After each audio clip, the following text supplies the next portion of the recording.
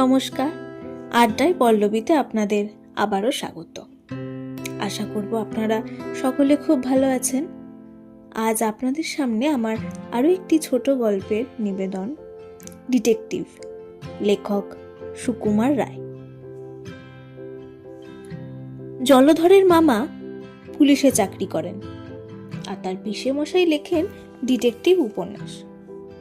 সেই জন্য জলধরের বিশ্বাস যে চোর ডাকাত জাল জুয়াচোর জব্দ করার সব রকম সংকেত সে যেমন জানে, এমনটি তার মামা আর পিসেমশাই ছাড়া কেউ জানে না।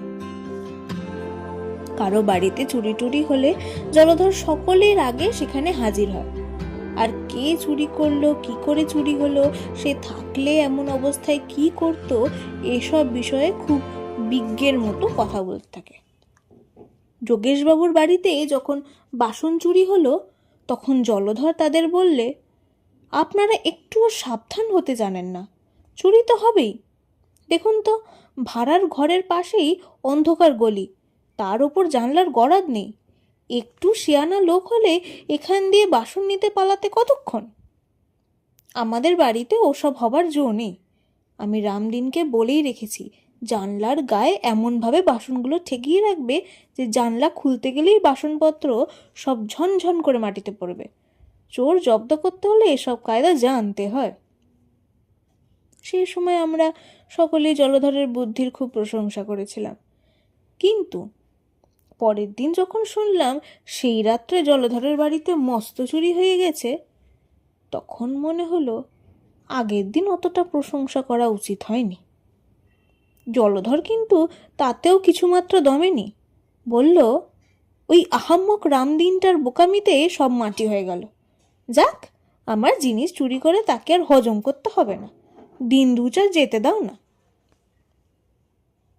2 মাস গেল, 4 মাস গেল, চোর কিন্তু আর ধরাই পড়ল না।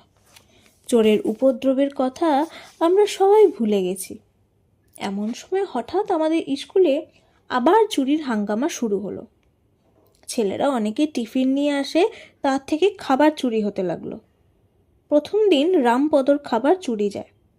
সে বেঞ্চের উপরে খানিকটা রাবড়ি আর লুচি রেখে হাত ধুয়ে আসতে গেছে।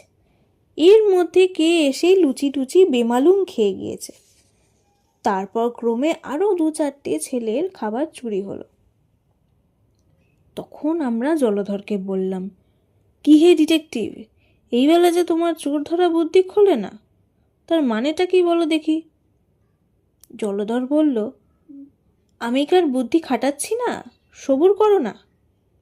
তখন সে খুব সাবধানে কানে কানে কথা জানিয়ে দিল যে স্কুলের যে নতুন ছোকরা বিয়ারা এসেছে তাকেই সে চোর বলে সন্দেহ করে, কারণ সে আসবার পর থেকে চুরি আরম্ভ হয়েছে। আমরা সবাই সেদিন থেকে তার ওপর চোখ রাখতে শুরু করলাম, কিন্তু 2 দিন যেতে না যেতেই আবার চুরি। পাগলা দাশু বেচারা বাড়ির থেকে মাংসের চপ এনে টিফিন ঘরের বেঞ্চের তলায় লুকিয়ে রেখেছিল। কে এসে তার আধখানা খেয়ে বাকিটা ধুলোয় ফেলে নষ্ট করেছে।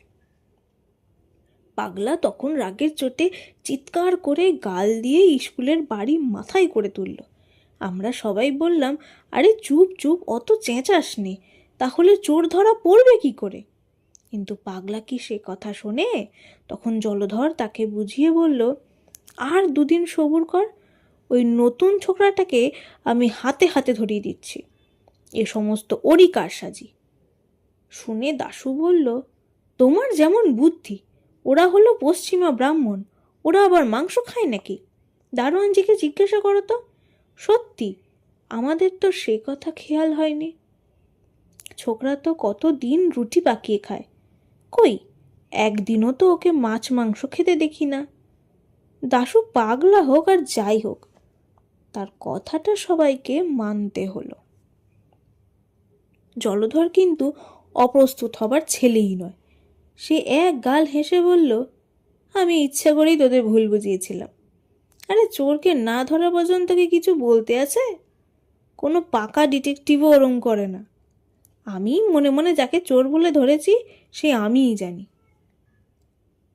তারপর কদিন আমরা খুব হুঁশিয়ার ছিলাম। 8-10 দিন আর চুরি হয়নি।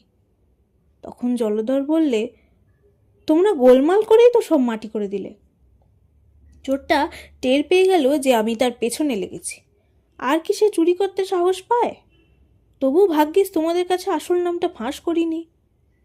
কিন্তু সেই দিনই আবার শোনা গেল স্বয়ং হেডমাস্টার মশাইয়ের ঘর থেকে তার টিফিন খাবার চুরি হয়ে গেছে। আমরা বললাম, কই হে, চোর না তোমার ভয়ে চুরি করতে পারছিল না, তার ভয় যে ঘুচে গেল দেখছি। তারপর 2 দিন ধরে জলধরের মুখে আর হাসি দেখা গেল না। চোরের ভাবনা ভেবে ভেবে তার পড়াশোনা এমনি ঘুলিয়ে গেল যে পণ্ডিত মহাশয়ের ক্লাসে সে আরেকটু হলেই মার খেত আর কি। 2 দিন পর সে আমাদের সকলকে ডেকে একত্র করল আর বলল তার চোর ধরবার বন্দোবস্ত ঠিক হয়েছে। টিফিনের সময় সে একটা ঠোঙায় করে সরভাজা, লুচি আর আলুর দম রেখে চলে আসবে।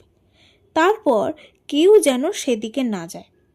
স্কুলের বাইরে থেকে লুকিয়ে টিফিনের ঘরটা দেখা যায়। আমরা কয়েকজন বাড়ি যাওয়ার ভান করে সেখানে থাকব, আর কয়েকজন থাকবে উঠোনের পশ্চিম কোণে ছোট ঘরটাতে। সুতরাং চোর যেদিক থেকেই আসুক, টিফিন ঘরে ঢুকতে গেলেই তাকে দেখা যাবে। সেদিনে টিফিনের ছুটি পর্যন্ত কারো আর পড়ায় মন বসে না। সবাই ভাবছে কতক্ষণে ছুটি হবে আর চোর কতক্ষণে ধরা পড়বে। চোর ধরা পড়লে তাকে নিয়ে কি করা যাবে সে বিষয়েও কথাবার্তা হতে লাগলো। মাস্টার মশাই বিরক্ত হয়ে ধমকাতে লাগলেন। পরেশ আর বিশ্বনাথকে বেঞ্চির ওপর দাঁড়াতে হলো। কিন্তু সময়টা যেন কাটতেই চায় না। টিফিনে ছুটি হতেই জলধর তার খাবারের ঠোঙাটা টিফিন ঘরে রেখে এলো। জলধর, আমি আর 10-12 জন উঠোনের কোণার ঘরে রইলাম, আর একদল ছেলে বাইরের জিমনাস্টিকের ঘরে লুকিয়ে থাকলো। জলধর বলল, দেখ, চোরটা যেরকম শিয়ানা দেখছি আর তার যেরকম সাহস, তাকে মারধর করা ঠিক হবে না। লোকটা নিশ্চয়ই খুব সন্ডা হবে। আমি বলি, সে যদি এদিকে আসে তাহলে সবাই মিলে তার গায়ে কালি ছিটিয়ে দেবো আর চেঁচিয়ে উঠব। তাহলে দারোয়ান সব ছুটে আসবে, আর লোকটা পালাতে গেলেও ওই কালির চিহ্ন দেখে ঠিক ধরা যাবে। আমাদের রামপদ বলে উঠল, কেন, সে যে খুব সন্ডা হবে তার মানে কি? সে কিছু রাক্ষসের মতো খায় বলে তো মনে হয় না। যা চুরি করে নিচ্ছে সে তো কোনো দিনই খুব বেশি নয়। জলধর বলল, তুমিও যেমন পণ্ডিত, রাক্ষসের মতো খানিকটা খেলেই বুঝি সন্ডা হয়? তাহলে তো আমাদের শ্যামদাসকেই সকলের চেয়ে সন্ডা বলতে হয়। সেদিন ঘোষেদের নেমন্তন্নে ওর খাওয়া দেখেছিলে তো? বাপু হে, আমি যা বলছি তার ওপর ফোড়ন দিতে যেও না। আর তোমার যদি নেহাত সাহস থাকে, তুমি গিয়ে চোরের সঙ্গে লড়াই করো, আমরা কেউ তাতে আপত্তি করব না। আমি জানি এ সমস্ত নেহাত যেমন তেমন চোরের সাধ্য নয়।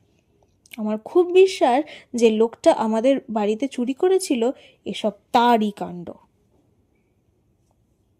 এমন সময় হঠাৎ টিফিন ঘরের বাঁদিকে জানলাটা খানিকটা ফাঁক হয়ে গেল, যেন কেউ ভেতর থেকে ঠেলছে। তারপরেই সাদা মতন কি একটা ঝুপ করে উঠোনের মধ্যে লাফিয়ে পড়ল। আমরা চেয়ে দেখলাম, একটা মোটা হুলো বিড়াল, তার মুখে জলধরের সরভাজা। তখন যদি জলধরের মুখখানা দেখতে, সে এক বৃহৎ উঁচু হাঁ করে উঠোনের দিকে তাকিয়ে রইল। আমরা জিজ্ঞেস করলাম, কেমন হে ডিটেকটিভ, ওই সন্ডা চোরটাই তো তোমার বাড়িতে চুরি করেছিল?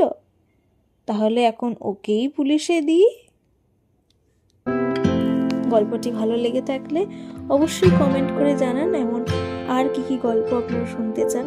আর ভিডিওটি ভালো লেগে থাকলে চ্যানেলটি সাবস্ক্রাইব করে দেবেন এবং লাইক আর শেয়ার করে আমার পাশে থাকবেন। ধন্যবাদ।